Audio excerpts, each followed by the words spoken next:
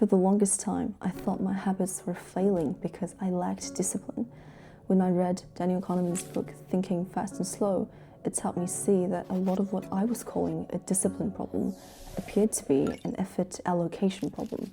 In the book, Kahneman points out two particular examples that has sparked some of my reflections. In one example, he says participants were asked to hold 7 digits in mind, and then unexpectedly having to simultaneously choose between a bowl of fruit salad and a chocolate cake. Most participants would go for the chocolate cake. In another, you're just walking with your friend casually on a footpath and out of nowhere asks him to calculate 23 times 78. He would almost immediately come to a stop. What's driving both of these reactions is the same underlying principle, that effort is limited. When you have multiple demands competing for effort, something needs to give. And that's the same pattern I keep coming back to. A lot of habits seem to fall apart when you overload that stretch of time with too many improvements. This is when Daniel Kahneman's breaking or phrasing of System 1 and System 2 has helped make sense of a lot of things. We can understand System 1 as this impulsive, intuitive, automatic system that's really effortless. System 2 is more deliberate, it's slower, it's effortful, but capable of reasoning, and it's also what allows us to be skeptical of our first intuition.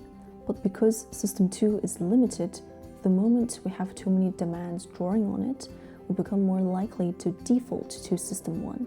And this is exactly what happened in the cake example. Participants were preoccupied with their System 2 on retaining the numbers, whereas mental resources were kind of already exhausted.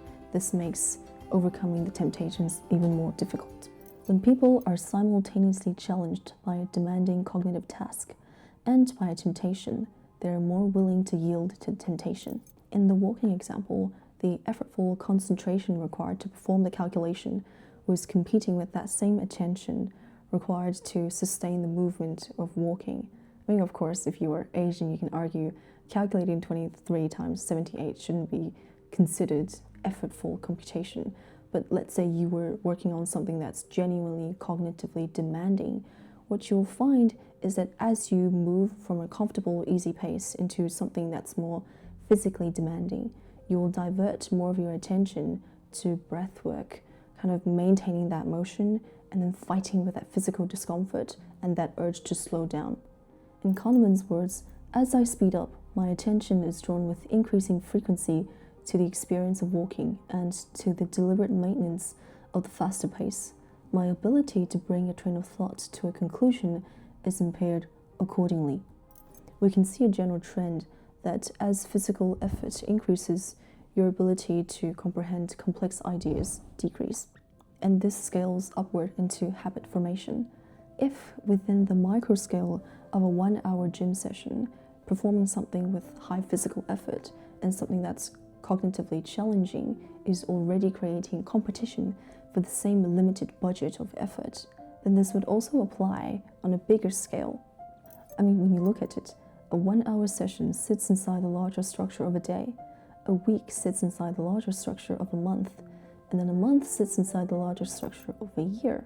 If in 1 week you try to perfect your sleep, overhaul your diet, increase productivity, get into your running schedule, lock in on your workouts, build your first business, then you're just going to be screwed. That's going to be a terrible, terrible plan.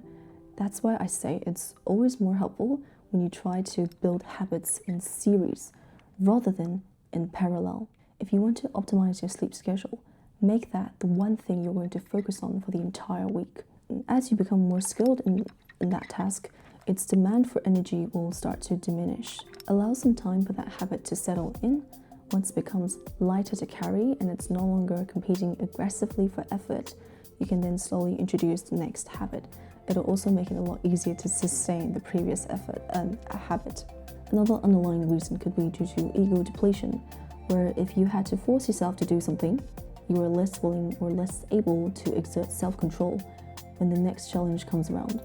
This idea shows up in a classic experiment where people had to eat radishes and celery whilst resisting chocolate and cookies.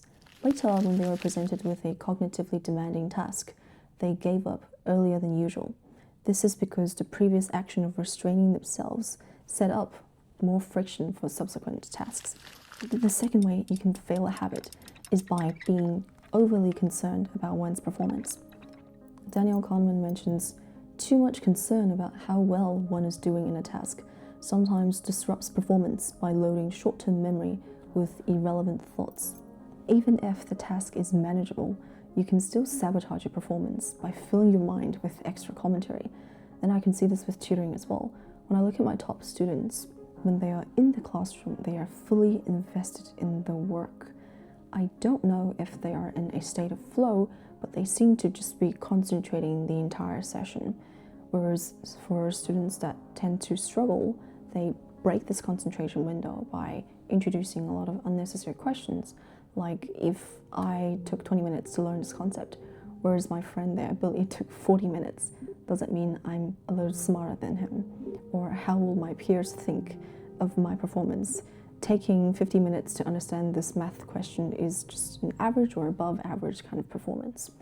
All of these floating thoughts are distracting you and steering you away from the task itself towards a third-person perspective, looking at yourself, measuring, ranking, and judging. That all leads to a reduced quality of work produced. I think a huge trap you can fall into when developing new habits is perfectionism. That means, let's say you're trying to get into reading. You wouldn't move on to the next book if you haven't finished the previous one from front to end. That's a sign. Another one is maintaining this 30-day streak.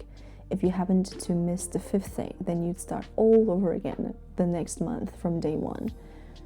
Maybe you can try the 4 out of 7 rather than the 7 out of 7 tactic, which means just do 4 days out of the 7 days in a week. You can then try to aim for that 7 out of 7 towards later stages as this task becomes less effortful. Generally speaking, when we're trying to refine a specific area of our life, there can be 2 voices competing with one another. One is the 20-80 rule, which says just focus on the 20%, which leads to 80% of the results. Be strategic about where you put your efforts in. On the flip side, you can also argue against that and say that's bullshit.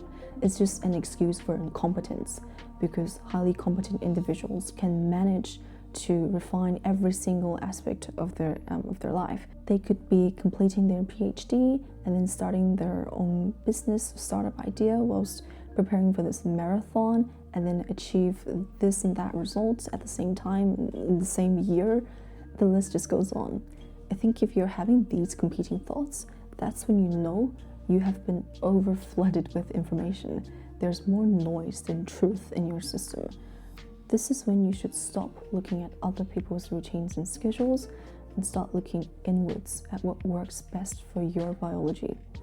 I've found one question to be very helpful, that is to ask whether you have surplus energy in this current season of your life. If you're in this season of doing intense work, you're stretched to near burnout, then don't expect yourself to maintain that routine of doing a 10K every day that you used to. Prepare that for the next season of life when you can afford to have more free time. And the same goes for preparing for exams. Like if you've just pulled an all-nighter the day before, don't go running the day after in order to maintain that streak. No one's looking. You have to understand whether this is the optimal strategy for your current effort level of concentration and energy. Kahneman says, in the economy of action, effort is a cost, and that laziness is built deep into our nature. If human beings naturally drift toward the less demanding path, then habit formation isn't about fighting that tendency at every turn. It's about understanding that tendency and working along with it to make the whole process a lot easier for yourself. Know what drains you, what tempts you, what you can realistically sustain, what season you're in, and what level of refinement your current capacity can actually support. Because otherwise you just keep borrowing standards from other people whose experience and competence capacity differs substantially from your own. When you work with the architecture of your mind instead of against it, you will reduce friction for the habits you want to develop. This other day I came across something interesting by Dr. Jordan Peterson. where he said it's pretty funny that if you want to improve your cognitive function or maintain it, you should exercise rather than think. And then if you want to improve your physiology, you should straighten out your story and face your traumas rather than, say, exercise. This follows the same logic with reading. If you wanted to understand human nature, you wouldn't go straight into a non-fiction book like The Laws of Human Nature. You'd go read fiction, understand the character from the beginning to the end, immerse yourself in that story in order to fully comprehend the grey area of human nature. And so I think with habit formation as well, perhaps start with understanding how the mind works, read about growth versus fixed mindset, before diving in straight into these superficial tricks. I wouldn't say superficial, just tricks, tactics, or optimization strategies. Focusing on the foundation can get you closer and to being able to sustain that effort for a longer period of time. These are just some of my personal reflections. I'd love to know what you think in the comments below.